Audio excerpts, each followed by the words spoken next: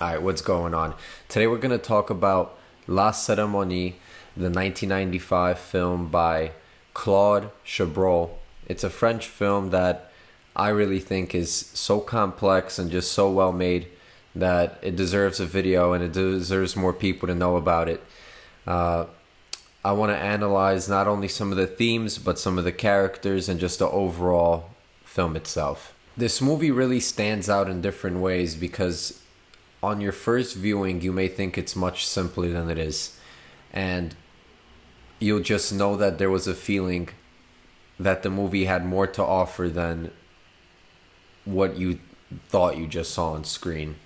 And then as you think about the movie, you realize it really did offer a lot of aspects that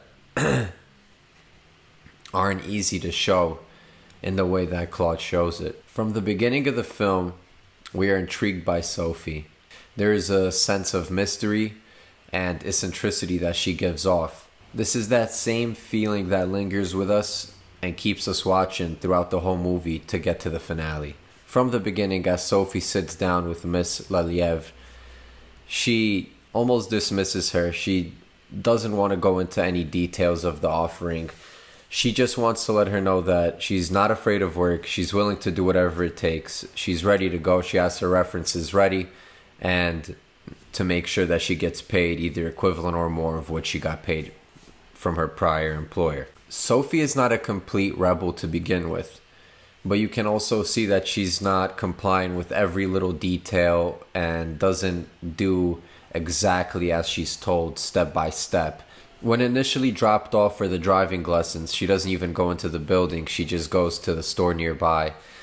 This is one of the early signs that we see of her being deceitful or not sticking to the rules. She also blatantly lies to the cashier about not having change, although the cashier notices she has that exact amount. She pretends to have an eyesight problem because she disguises the fact that she is illiterate. And it makes sense that she wouldn't want her employer to know this because it could get in the way of work. But the way she disguises it is through her poor eyesight, and then she, gets these fake sunglasses that she acts like her prescription glasses. So we see the deceit early on, her ability to be dishonest and be good at it. We can see that Sophie is a representation of the working class, and the Lelièvre family is a representation of the high class or the bourgeoisie. She is willing to do any type of work as long as she is able to get by in any way, shape, or form. Initially, there is no obvious animosity from Sophie towards the high class or the Lelièvre family specifically. She just wants to do her job and be left alone. It is when we meet Jeanne that the distaste for the upper class really begins to show. Jeanne is a postal clerk that works in town that we learn George dislikes because of their assumption that she's tampering with their mail, opening it and resealing it and kind of being nosy. Opening the mail is one of Jeanne's powers over the upper class. This shows the working class can take advantage of their powers because they are needed in society for it to keep functioning. It's the same power that a waiter might have in spitting in someone's food if they're disrespected or rude, or if they just feel like doing it. And this is where we start seeing the brewing hatred towards the upper class or anybody outside of the working class, because these people are necessary, absolutely necessary, but aren't compensated or respected for it. We see some of the ways that Jeanne thinks about the higher class or the bourgeoisie when she mentions that the only problem that they have is to pick a color for the car they want to buy. When Jeanne discusses these problems that the bourgeoisie have, which to her aren't problems at all, she mentions that they won't get away with it, which is a very important statement. As the relationship between Sophie and Jeanne progresses and emerges, we see that it's almost like teenage love in a world where no one matters, nothing matters except for them. It's like their own little bubble. This grows stronger and stronger as we keep going throughout the film. And there is a sense that they have an inside joke together that no one is a part of. The way they look at each other and nod or smile, knowing something more than anyone else does. Even the first time they meet, when they're inside the car, you could see a kind of smile that means more than just a friendly gesture. We learned that both women have a strange past and strange history. Jeanne was accused of killing her 4-year-old daughter, but there wasn't enough proof to actually convict her.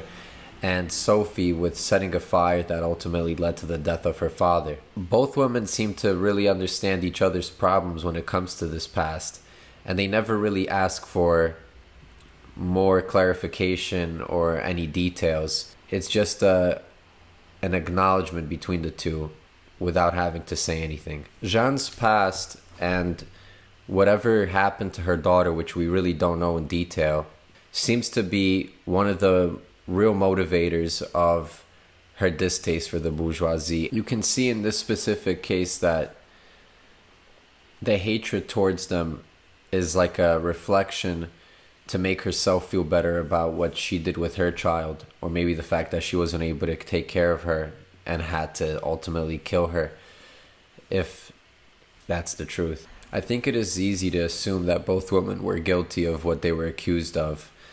When Jeanne asks Sophie about the burning and the fire that led to the death of her father, they laugh together right away. Laughter comes out, and Sophie responds saying they couldn't prove it. And that's as far as the conversation goes. They couldn't prove it. What's important is that Sophie and Jeanne really fit perfectly together, and they work off and on each other's strengths and weaknesses. One complements what the other lacks in. Jeanne is outspoken, she's outgoing, and she's a little more straightforward with the ability to lead. And Sophie is more laid back, quiet, calculated, and when led the right way, a great follower. So when they come together, they form more than what they are separately. As they get closer and closer, we see the rebellion towards the Leliev family become stronger. And they start rebelling as a teenager would against their parents. When George begins to have more and more problems with Sophie, when he mentions them to her and brings them up, she talks back in a way that a child would talk back to their parents. It's not that she's not taking responsibility or accountability for anything. She just reflects it and kind of tries to put the blame on something else. She even drops the plate when George blames her for something and says, "Look what you made me do," which is the whole idea that Jeanne and Sophie carry in terms of the high society. It's almost their fault for what you made us do. And then comes the finale. The ceremony of the family begins. It's time to sit down together and watch the opera Don Giovanni. And this is the same time that the ceremony of Sophie and Jeanne begins to happen as well. This is the big finale.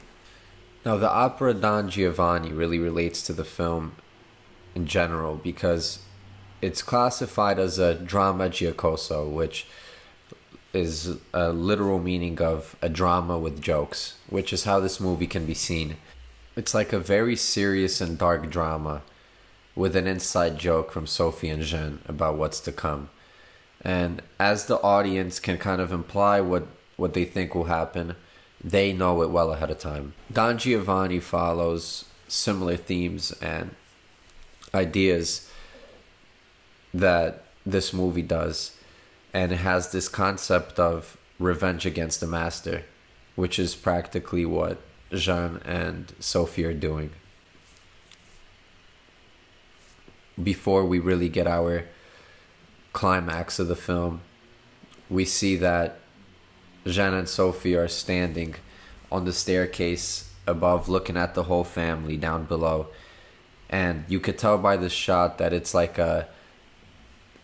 the hunter looking at its prey, and you know exactly what's to come next. After the killings occur, you hear Jeanne say you found it like this, they won't be able to prove anything, which kind of reiterates that if you had any implications that Jeanne and Sophie did commit whatever they were accused of in the past, kind of solidifies that.